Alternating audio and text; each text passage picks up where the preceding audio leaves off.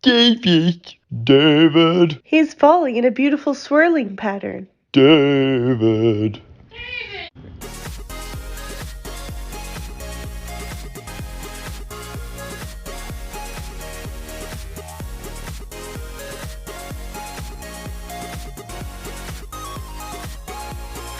Hello, welcome to the David Wells Experiment. I am your host, David Wells, and I'm doing more podcasts.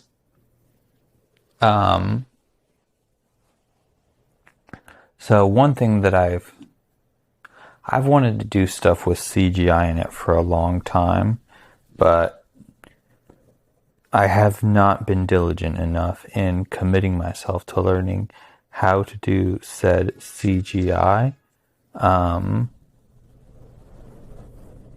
So yeah, I know I could make something interesting, but I feel like I've been sort of limited in what I could do. Hold on, that didn't make any sense. I should have said that better. What I meant to say was,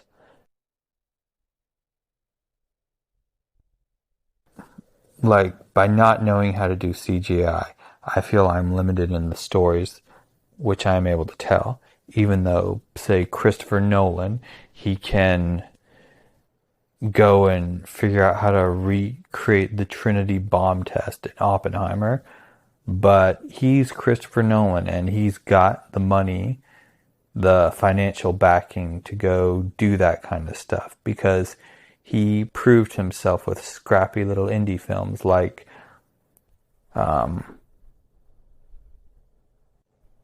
shoot, I forget the name.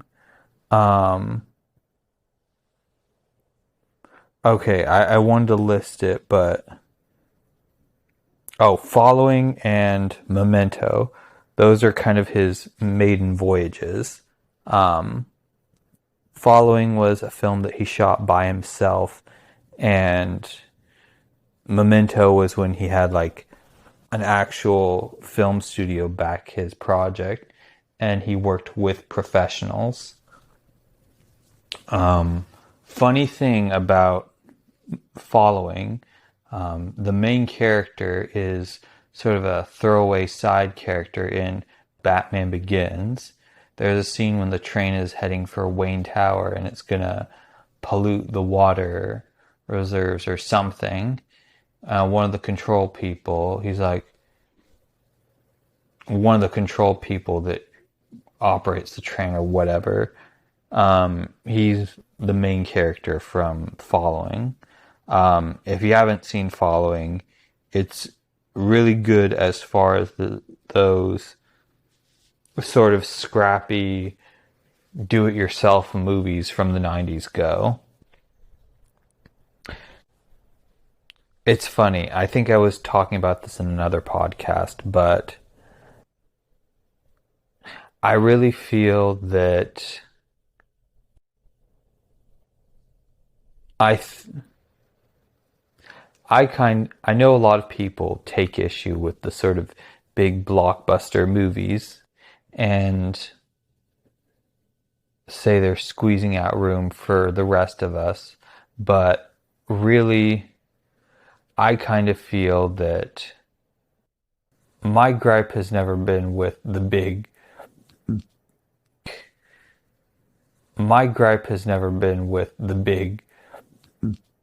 blockbuster types. My gripe has always been with sort of the indie crowd. I kind of feel like indie movies used to be good when people were trying to do something that they loved, and it just happened that back then there was a deficit of content, and now not so much. And I kind of feel like there are filmmakers today who they wish things were the way they used to be. Well, what they want is they want things to be the way. Take two. They want things to be the way they used to be, but they want to be able have all the technology that they've got now that'll make it easier. Like, one of the reasons why there was a deficit of content was because we didn't have all the digital stuff that we have now. And when people had to shoot stuff on film, film is prohibitively more expensive than, I guess you could say, video or digital. I've never gotten to work on film.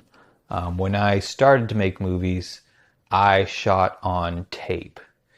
And the first things I shot on were high tape. Yeah.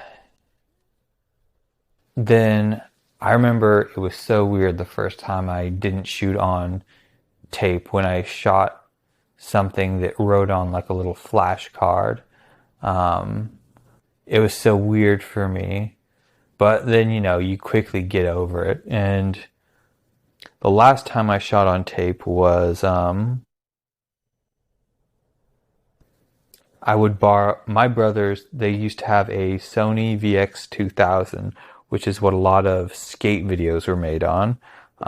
They since switched to like a little mirrorless, or they had a DSLR for a long time. I don't know if they still use it or not. But anyway, I've thought about trying to shoot something on a camcorder. I remember there was this one music video by, I think, that guy named Joji. He used to be known as Filthy Frank, I think. Anyway, he had this one video that was just, it had very Clockwork Orange vibes to it. Yeah, it was a video for a song called Glimpses of Us. And yeah, I just remember this whole thing is nuts. And it looked like it was shot on an old camcorder. And I've got the info now. He shot it on a Sony DCR H332 mini DV camcorder. And so I thought that's interesting. And I looked up that kind of camcorder, and apparently they go for like $90 on eBay or Amazon. And I'm like, I haven't shot on one of those in a while. Like, the first camcorder I shot on, like, of my own, was a Sony high 8mm cassette camcorder. And then the first camera I bought for myself was a Samsung mini DV camcorder that I got at like Sam's Club. It was like 200 something. It was a single CCD chip camera. And the next camera I got, let's see. I believe it was a Panasonic camera, but it was a 3 CCD chip camera. So you might be asking, what's the difference between a single CCD chip and a 3 CCD chip camera? Well, the difference is with a single CCD chip camera, and CCD stands for charged coupling device.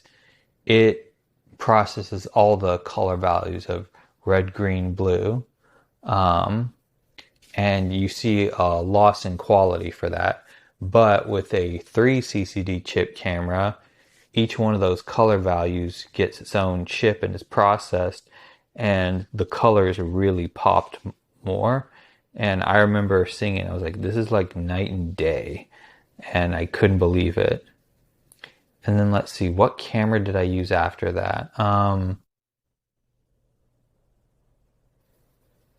think after that, I actually lost my camera in like 2009. Didn't get to do anything for a while.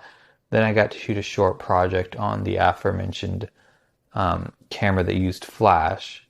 And then I think I got some pawn shop My next cameras were these cameras that I got from a pawn shop, and I was impressed with that.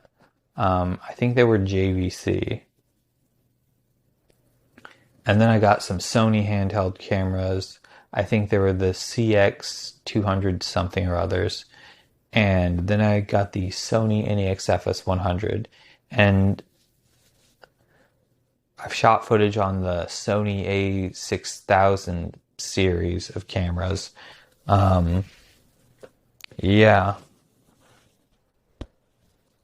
Another thing that I'm impressed by is there's this anime director named Hideaki Anno who his big claim to fame was in the 90s, after having gone through a bout of depression, he created this anime called Neon Genesis Evangelion, and it's this big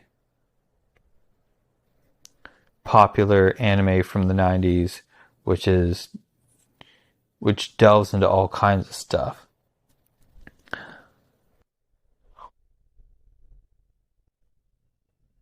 Let's see. Sorry, I'm texting a friend while I'm talking.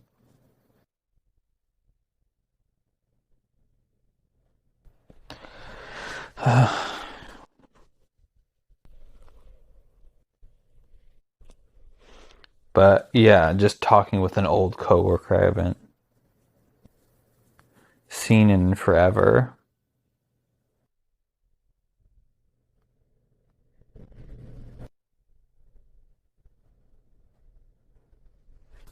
Let's see. Well, let's